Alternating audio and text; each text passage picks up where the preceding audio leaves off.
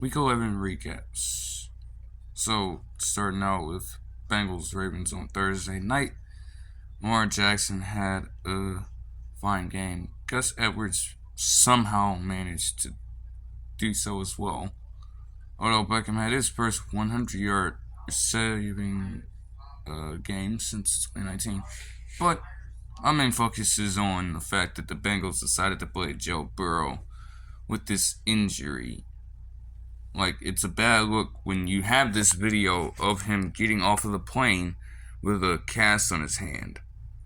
And right after that's noted in the game, you delete it. But to no avail. It's all over the place now. It was on a national broadcast. Everybody's seen it at this point. So, like, why do that? Like, I understand that Joe Burrow is one of these types of quarterbacks who you want to, like, rally behind in situations like the Bengals were in, because I understand that this is kind of a must-win. But, like, you can't put your quarterback in danger like that. And also, Joe Burrow can have that mentality too sometimes. So, again, for no coach to intervene and try to make him understand why he should have just sat out instead is kind of crazy to me. But they end up losing this one, with Jake Browning having to step in.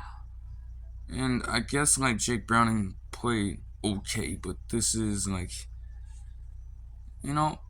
like, it's not going to be the same, obviously. So you really just have to see how the Bengals go from here. But what a stupid risk, and it might just cost them their season. It might. I'm not very sure. Anything can happen, but hey. On to the Sunday action. Starting out with Seahawks Rams. Honestly, it's just a tough loss. Jason Myers, honestly, has been pretty much automatic the entire season. Like, it was just that narrow of a miss. Again, that's more so on the offense, not just stepping up to the occasion in the second half. I do understand that part of it was the fact that Drew Lock came in for some snaps and didn't do the greatest job. But when you're in a situation like we were to start the game, at least, you want to continue to have drives where you're getting the highest amount of points on the board. And it was kind of like how the first game went. It wasn't a blowout, but it's like we started off with touchdown drive, and from there on just field goals, because you're not, like, maximizing on these. Even with the Tariq Woolen pick later on in the game, you couldn't maximize off of it. So the Rams were able to linger and creep right back into this game late. Matthew Stafford, honestly, like 17 of 31, 190, and a touchdown and a pick. That's not really the greatest performance from him, but it was enough to get the win. Like, Darrell Henderson managed to get a touchdown even with running 6 times for a yard. Like, that's pitiful, but again, the touchdown that would help them take the lead in this one. So I can't really, well, not take the lead, but like, it got some momentum swinging their way. Like, it is what it is. Bears and Lions, it ended in such a weird way, to be honest. Like, I was questioning because I didn't see the video earlier. I didn't necessarily understand how a safety was called on that last play until I watched it, and then saw that the motherfucker kicked it out of the end zone. And I'm like, what? Why do that? I really don't know. With that being said, Justin Fields did his job. Like, he did what he was supposed to do. But the defense crumbled late, and honestly, you chalk that final offensive play up to an offensive line issue. But Justin Fields had a hell of a game. I mean, 169 yards passing on nearly 70% completion and a touchdown, and 18 rushes for under 4 yards. Like, that's pretty good for a first game back.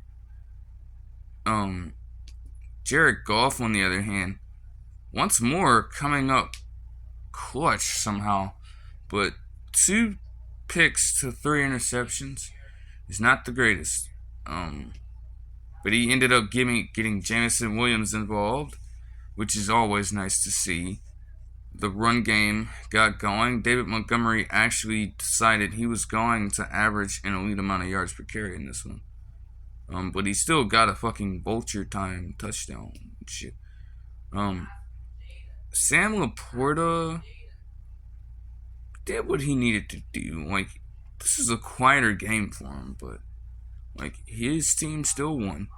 He still managed to handle his business. There isn't really much to say. Like, the Bears had the recipe. If you're forcing Jared Goff to throw 3 picks, you had the recipe and you could not keep it going. That's honestly like a problem with the entire team. You can't really put that on one person. Giants and Commanders. Let me tell you something right now. The Commanders need to be ashamed of themselves. You have Tommy DeVito throwing fucking dimes. See, I thought the pass to Saquon Barkley for one of his touchdowns was a damn screen. No, it's a fucking dot on the boundaries of the end zone. You're letting him play like this and accumulate 246 yards and 3 touchdowns, no picks, after doing what he's done across multiple games this season. Like, excuse me? And he's probably not going to play like this again. But somehow, some way, as the Washington Commanders, or whatever the hell you want to call yourselves within the next couple of months, y'all mean to tell me that he was able to go off like that against you? And then at the end of the game, Sam Howell, already was doing pretty bad for his standards. Like, you can have 45 pass attempts, but a touchdown and 3 picks, and as you're driving with a chance to potentially put a touchdown on the board, what does he do? He throws a damn pick 6 to Isaiah Simmons, of all players. Like, there is nothing that can really justify that. You gotta appreciate that Brian Robinson Jr. is starting to become this all-purpose back. Like, coming out of Alabama, like, he was slated to be this workhorse back, but he wasn't necessarily elite out of the backfield. But no, this is consecutive weeks now. He's led the team in receiving yards. But part of that is also kind of Sam Howell not trying to push it down the field enough and get it to his weapons. And if they aren't open in that situation, then you have them coming out of the backfield. So that's one thing with Sam Howell. Like, you gotta love this from Brian Robinson Jr., but it also shows that something is fundamentally wrong with you trying to push the ball down the field to your weapons. I guess, honestly, as much as I could say good win for the Giants, I just can't bring myself to do that. I really can't. Cowboys, Panthers. Well, Deron Bland got his 4th pick 6 of the season, tying an NFL record. And, there's really nothing much to talk about outside of that. This is a game that the Cowboys were supposed to win, and I'm not going to necessarily give them credit for it. I can acknowledge the fact that they won, but this is yet another situation where you haven't beaten a good team. Bryce Young, 16 of 29 for 123, a touchdown, and that pick 6 to Deron Bland. Like, no. to really get the full grasp of this thing. Look, take this into account. Adam Thielen had 74 of those receiving yards. And he ended up spreading the ball around to 7 different wide receivers. You know? That is kind of the thing with the Panthers wide receivers, though. It's like none of these receivers are guys that have any speed at all, to be honest with you. Like, Thielen used to be way better, but even in his prime years, he was not a speedster. He could not take the top off the defense and create enough separation between him and the receiver to make it easier on a quarterback, especially a rookie quarterback. Laviska Shenault is not that fast at all. Jonathan Mingo, not really a speedster either. More of a physical wide receiver. And there's no problem with having physical wide receivers on your team, but you gotta have some type of ability to separate from the corner. If every cornerback, no matter how bad they are, can keep up with you, it makes it harder on the rookie quarterbacks. So it's bad all around for the Panthers, Bryce Young isn't playing the best, but it's bad all around. So, something has to change. I don't know when it will, but it has to happen. Chargers Packers. Simply put, the Hollywood-based team was not built to succeed in Green Bay, Wisconsin on this day. And there's really no other way to put it. Then after the game, Brandon Staley gets mad at the reporter for continuously asking the same questions. But, you have to understand why those questions are being asked. You're clearly finding yourself in this position every single fucking week. And you are the proprietor for a whole hell of a lot of the stupid decisions that go into some of these losses. And even in some of these wins. In near losses. Let's not forget that game against the fucking Vikings when he tried to go for it and failed. And only won because Kirk Cousins' ass threw the damn pick. But the Packers got it. I didn't understand why Christian Watson only ended the game with 2 receptions. That's pretty questionable. Jordan Love had a fine performance. Is it going to last? I really don't know. And that's really the issue.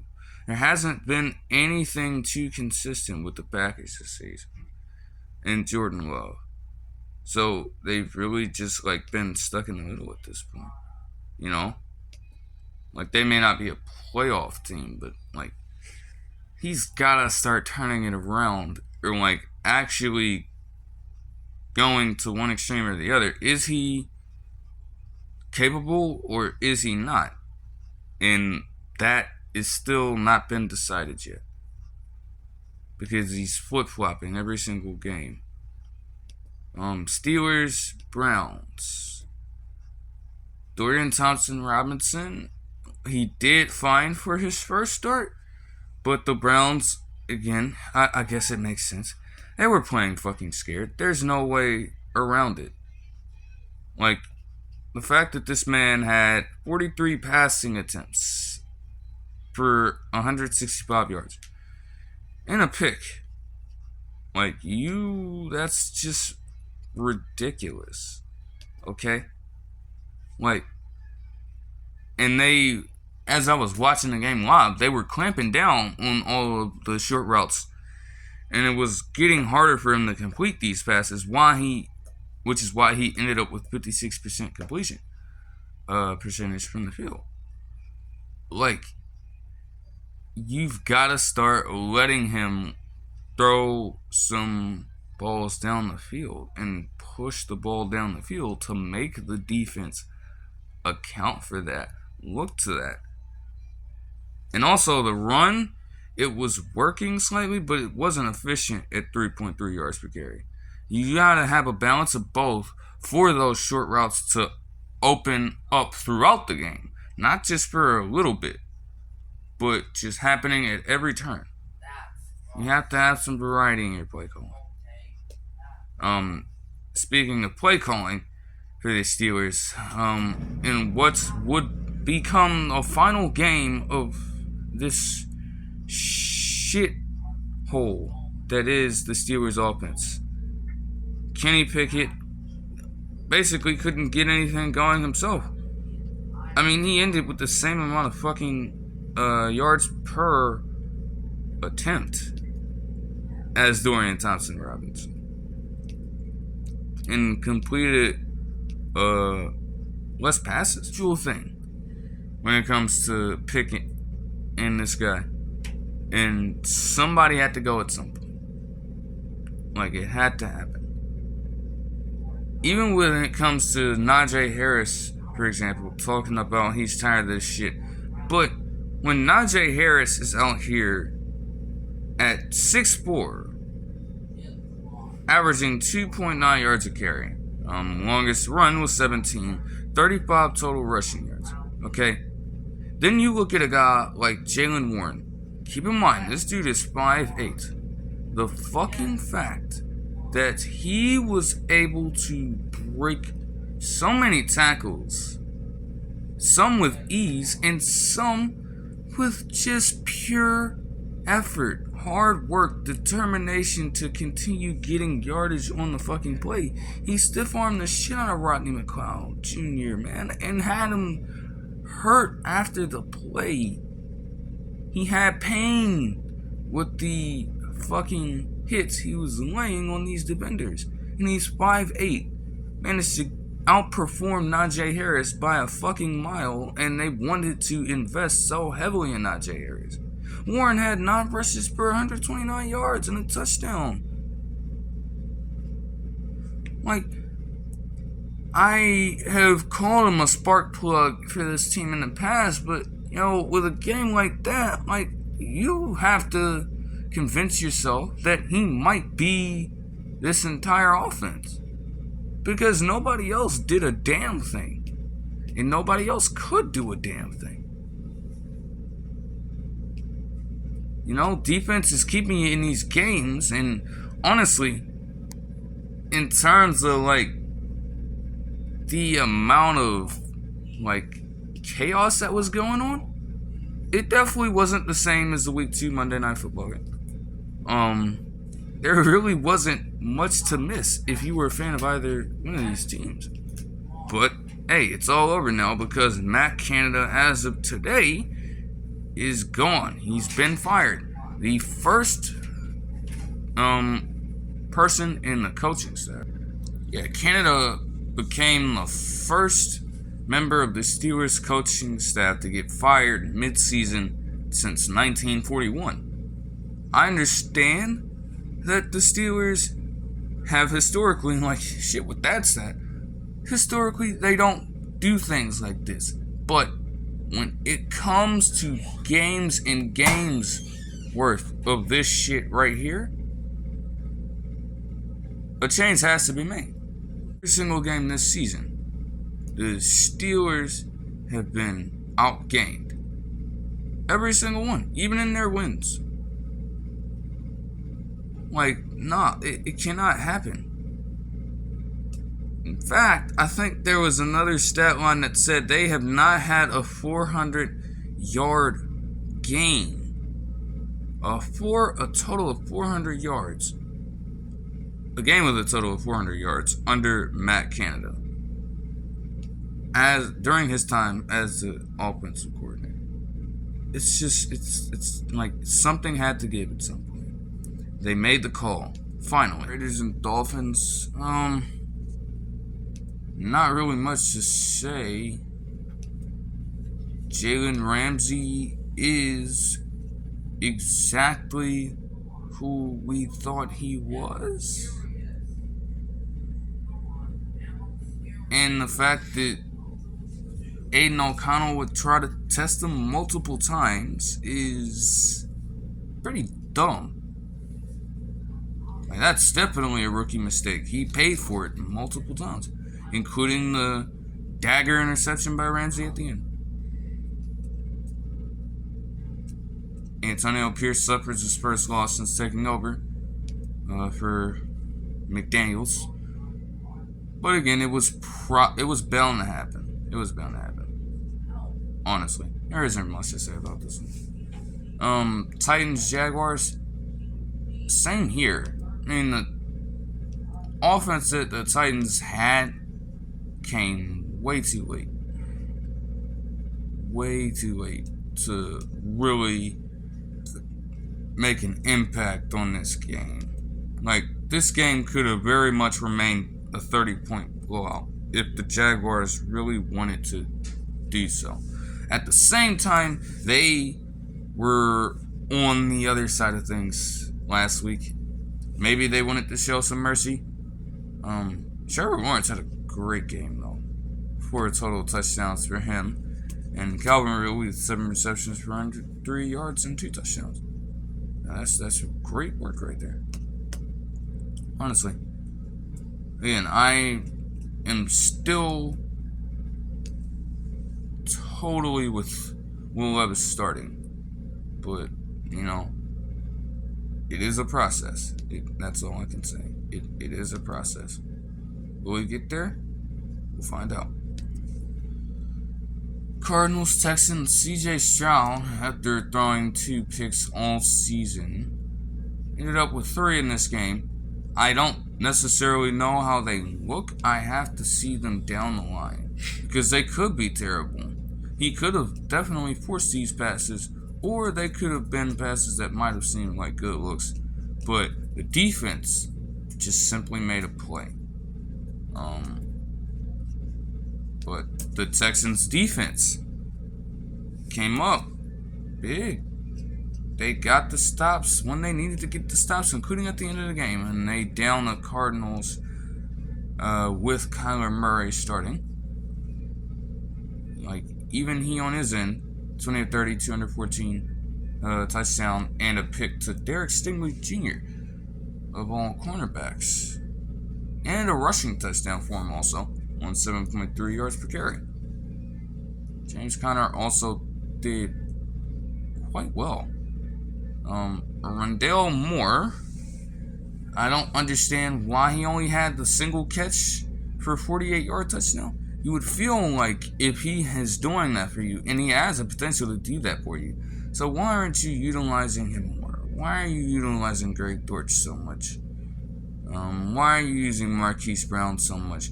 When you know that this dude is susceptible to drops on literally every fucking play. It really doesn't make sense to me. It's very weird. It's the Cardinals' loss, and they ended up losing. So, screw it. Bucks 49ers. Bucks 49ers. They don't have a run game. Still, you have really thought that their performances within the past few weeks are going to really make me believe that they had some type of a fucking run game. They don't. And it cost them the game here, where the 49ers could just will their way to get down the field with ease. Brock Purdy put up a perfect quarterback rating and 333 passing yards for 3 touchdowns. On McCaffrey, on the very first drive, you know, his streak might have ended, but he's not going to stop scoring touchdowns. He got one immediately. 49ers defense also held in check for the most part. See that play out on Thursday Night Football against the Seahawks, though. But good win for them. Moving on to Jets-Bills, the Bills get a fair bounce back win, though it started out sloppy. It didn't really prove much for the Bills, to be honest, but they got the win when they should have gotten it. And that's really all you can say at this point, because now they need every single win they can steal to have a chance after losing that Broncos game on Monday night. Khalil Shakir had 30 for 115, while Stephon Diggs had only 4 for 27. Either Gabe Davis was hurt or he seriously did not get targeted. I feel like he was hurt. Ty Johnson, the former Jet, actually scored a reception touchdown as well. Now, on the Jets side, for them, this game was filled with a whole bunch of random shit going down at this point. You had Zach Wilson slipping on the fucking playing surface as he was trying to get on the field. You had Robert Saleh tackling Zach Wilson as he ran towards the sideline and out of bounds. A whole lot of memes in this one, you know?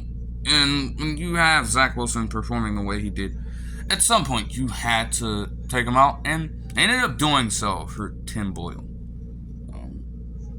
To this point, there's no